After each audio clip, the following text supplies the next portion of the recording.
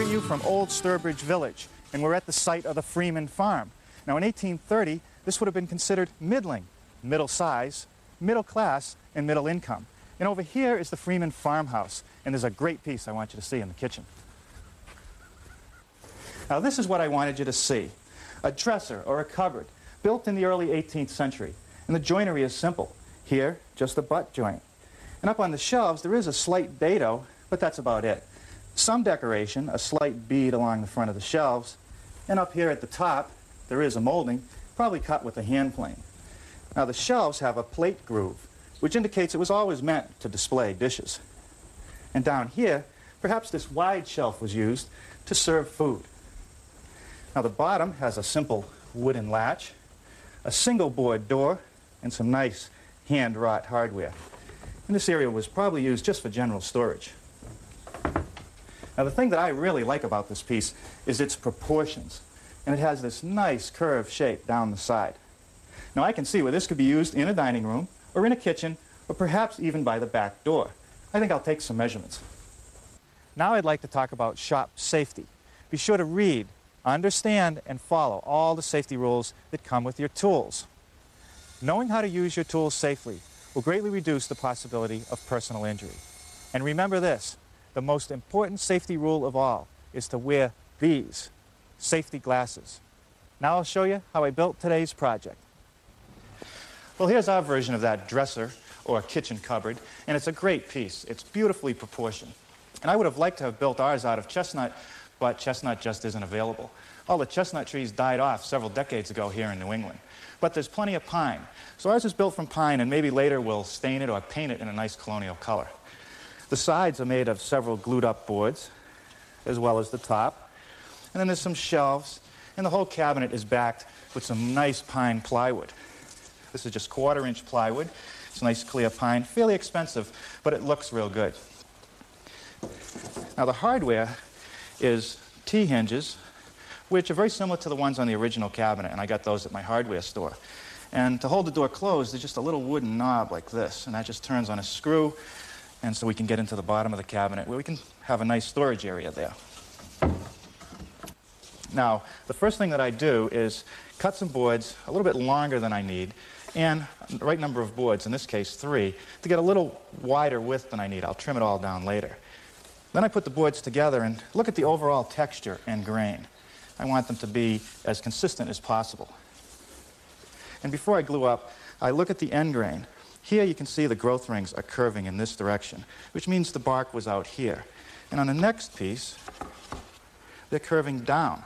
You want to alternate those growth rings so you get a more stable top. It'll tend not to curl as much as having them all in the same direction.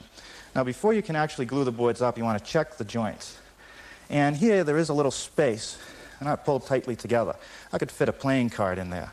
I want the boards to fit together without any force. They should dry fit with no space so that when I glue them up, I don't have to force them together. So I want to joint the edges. And the best way to do it of all is on a joiner. But before I go to the joiner, I want to mark my boards so that they stay in the right orientation. A slash across here and 2 on this one, so they're always in that position. Now, the joiner is a long bed tool. This 3-foot bed allows you to take any crookedness out of the boards. And it's set up with 3 carbide cutters and a heavy wheel that turn at a relatively high rate of speed. And by removing about a 32nd of an inch with each pass, I'll end up with nice joinery.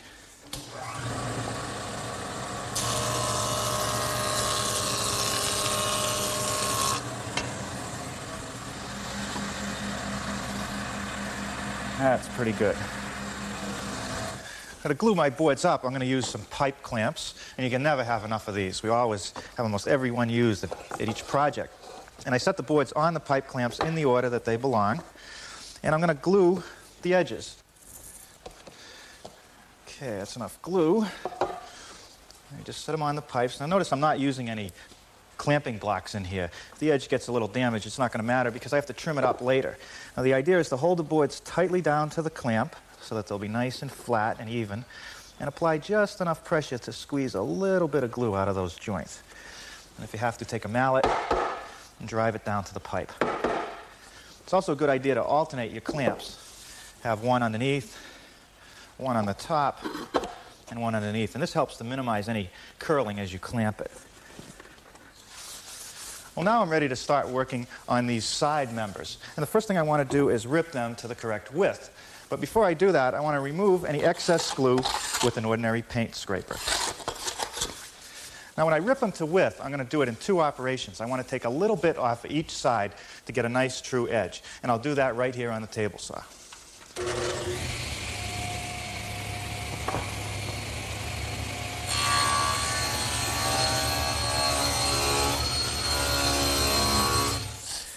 Now I'll adjust my rip fence to the correct width, which is going to be 17.5 inches. And then I'll run those through.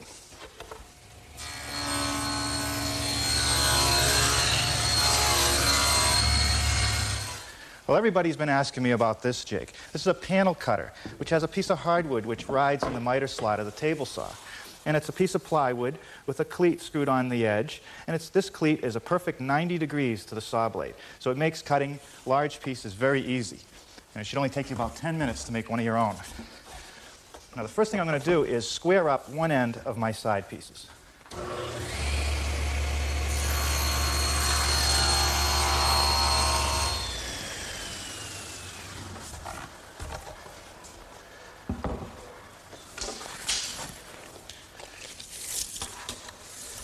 Now the height of my piece wants to be 73 inches.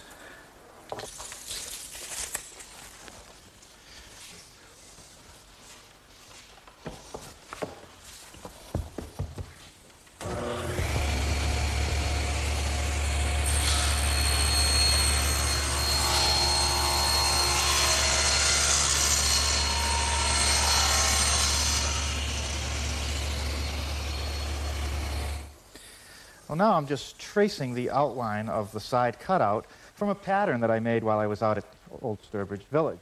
Now notice that I've clamped both the side pieces together, and I've also put some wood underneath them to raise it above the bench so that as I cut it, I won't actually cut into my bench top. I'm just going to remove the pattern, and I'm actually just going to use a handheld saber saw with a nice sharp blade to make that cutout.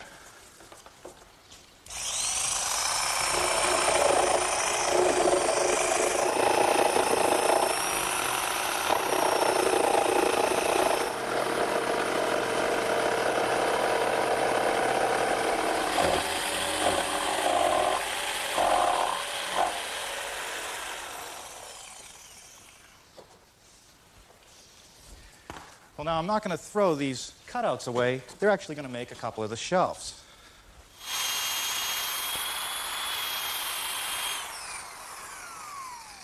Well, this little drum sander attachment that fits on my drill does a great job at sanding out these edges, removing any roughness from the saw cuts, especially on these curves. Now, there's one more thing I'm going to have to do. I want to cut a little bit off this edge where my mark is. So I'll take my square, mark it, and I'll cut this over on the table saw.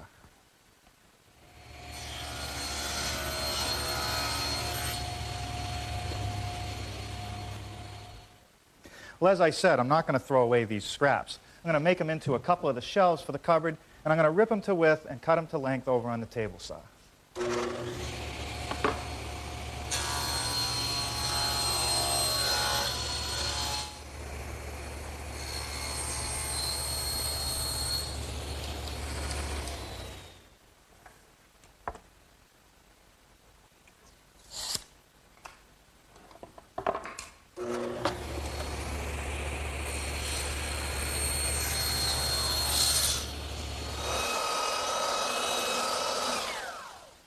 Well, now I'm giving my shelves and my top a light sanding because they fit into dados, and I want to sand them first so that they'll fit tightly.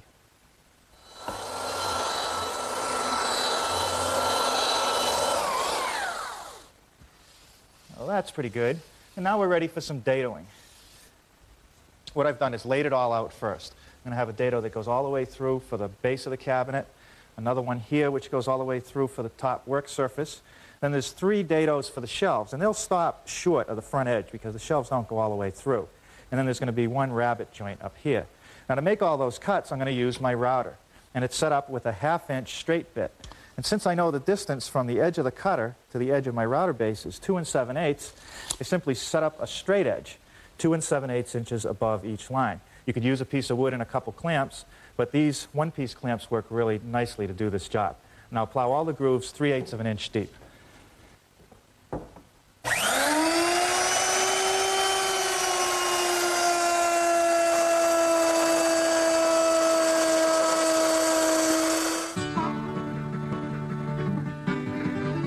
Well, now I'm going to take each shelf, set it up in the way I want it in its final assembly, and label the top front, so I'll always have it in the right orientation.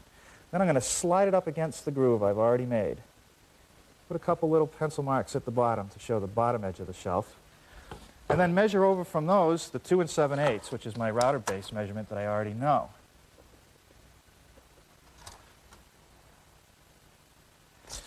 Now I'll move my clamp, and then simply take my router and finish the dado.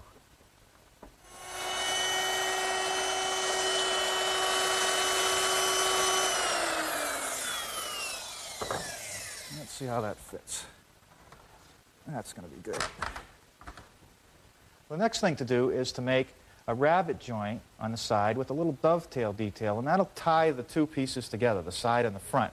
And the first thing I want to do is remove most of the material in the area of the joint while my straight bit is still in the router. And note that I've added a gauge fence to the router.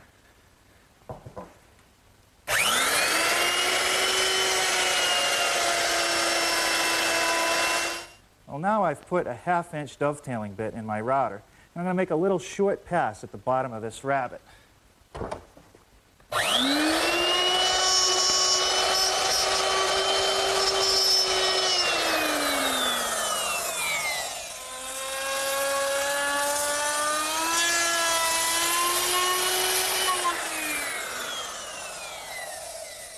Now I've switched my bits once again, this time a 3/8 inch rabbeting bit, to give me this little recess in the back edge of the cabinet for the plywood to sit in.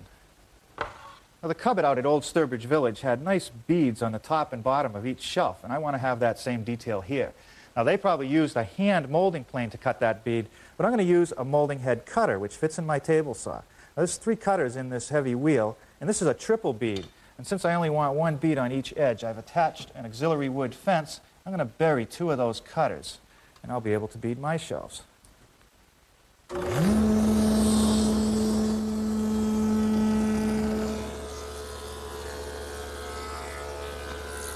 All the shelves have little notches at the front corners, and that's so that they fit into the dados and cover up the end of that blind dado joint, and it looks best done that way.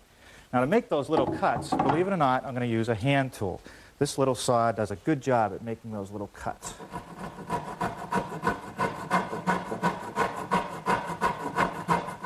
Now, on my countertop, the front edges are eased, and the first thing I want to do is knock the corners off, and I'll just use my little belt sander for that.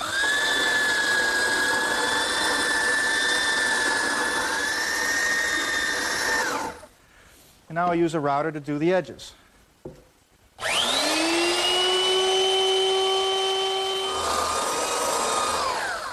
Well, there's no better time than right now to sand all the cupboard parts.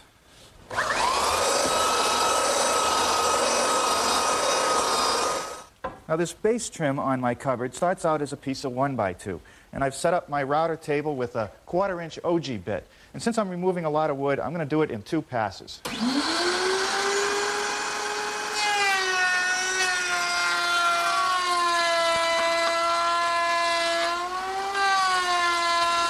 Well, now I'm ready for some assembly. A little bit of glue in the dados. And now I'll just set the shelf in.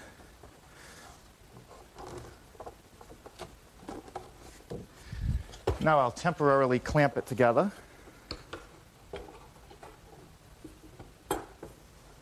And now I'm ready to nail it together. You could use simple finish nails and a hammer, but here in the shop I like to use my pneumatic tools.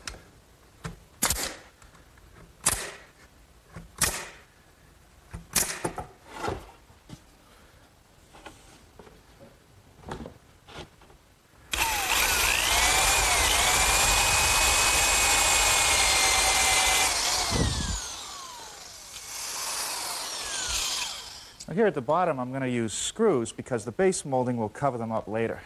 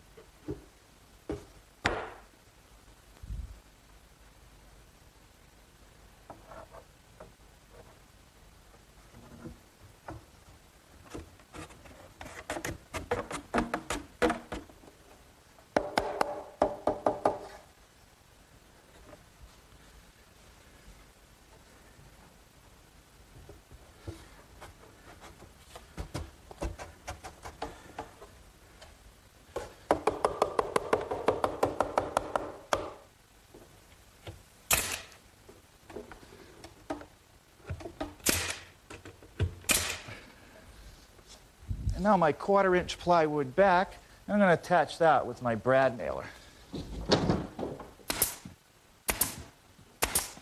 Now this little cleat will hold the stiles, and later it'll act as a stop for the door.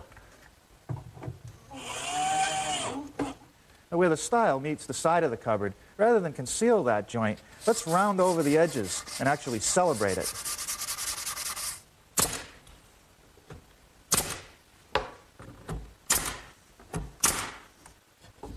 Now a little cleat for the door to close against.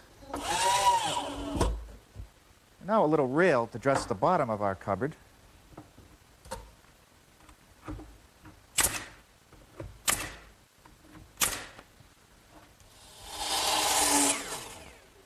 So I've used my power miter box to put the 45-degree angles on the corner of my base molding.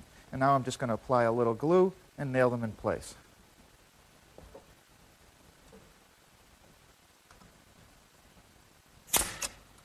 Now the top rail up at the front needs a little cut in the corner to fit into this dovetail. And once again, I'm going to use my little dovetailing saw.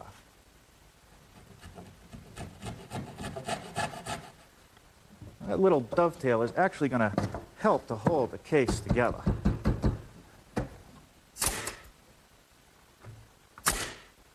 Now my top molding here is made from 3 individual pieces. And I'll start with this bottom piece, which is simply window stop that I picked up at the home center. And it's 2 1/4 inches down from the top of the cabinet. Now the intermediate piece is made on the table saw with the blade tilted to 30 degrees.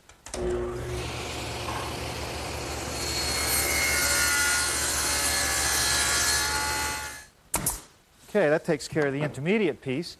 Now the top piece is just some square edge stock. Well, that completes the top molding. Now for the door. Well, the door couldn't be simpler. It's just 4 pieces of pine glued together, and I'm using these nice steel T-hinges, which actually look pretty authentic. Now, I've set the door in the cupboard, and I'm using a couple small nails at the bottom as a spacer. And now I'm just going to pre-punch for my screws using this little tool, which has a plunger that makes the starter hole.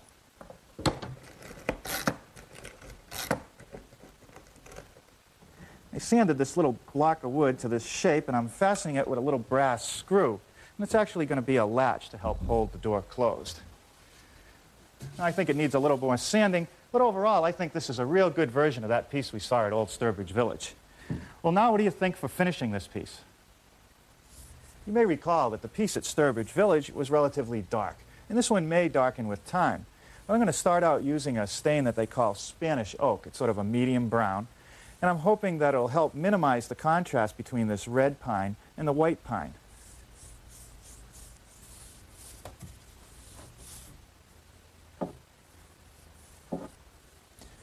I'm delighted with the way the stain job turned out on this pine. And now I'm going to protect the whole piece with 2 coats of satin finish polyurethane.